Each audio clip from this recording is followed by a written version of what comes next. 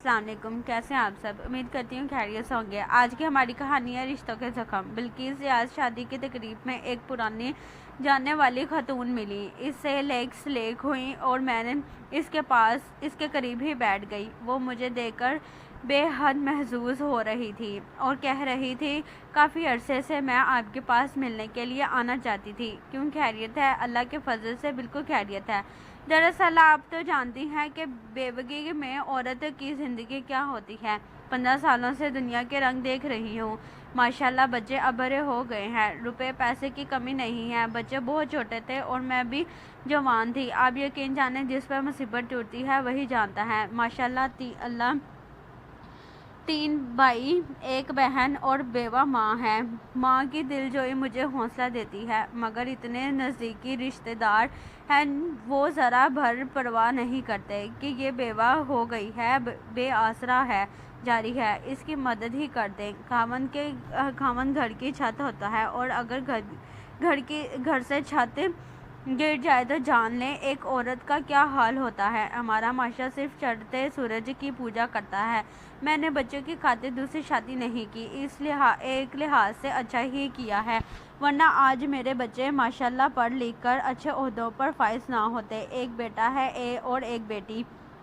ابھی ان کی شادیوں کا وقت آ گیا ہے۔ جب میں بہت پریشان تھی اور چاہتی تھی کہ میرے بہن بھائی میری مدد کریں، مگر مدد ایک طرف وہ کبھی کبھی غیروں کی طرح ملتے تھے۔ آج بچے جب بڑے ہو گئے ہیں، میرا بیٹا سب کام بخوبی سنبھال رہا ہے، وہ گاہے بگاہے حال چال پوچھ لیتے ہیں۔ آپ کے پاس گھر ہوں یا اور آسائشیں بھی ہوں تو میں کہوں گی وہ آسائشیں آپ کے دکھوں کو کم نہیں کر سکتی۔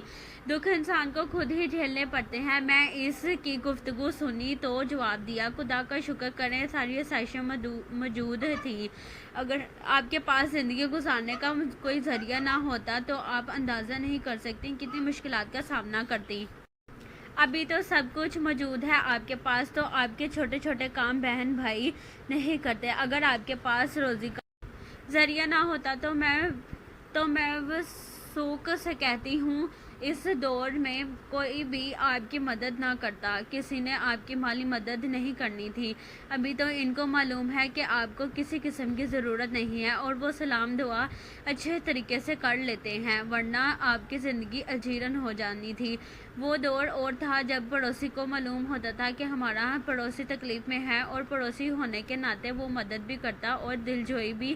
اسی طرح بہن بھائی ایک دوسرے کے دکھ سکھ میں شریک ہوتے۔ مگر آج تو کایا ہی پلٹ گئی ہے۔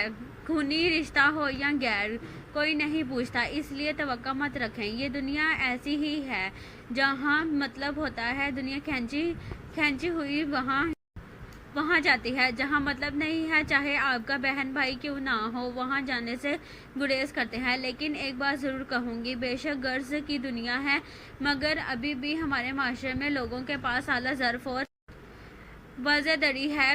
کچھ لوگ صرف خلوص محبت اور اپنائیت سے ایک دوسرے کو ملتے ہیں۔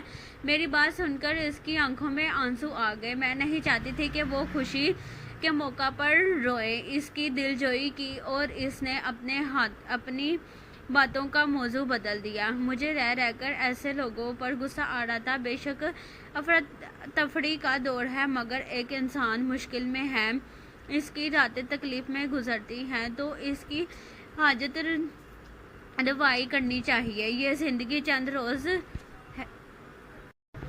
روز ہے، کوشش کرنی چاہیے جتنا ہو سکے لوگوں کے دکھوں کا مداوا بنے، ان کی تکلیفیں دور کریں۔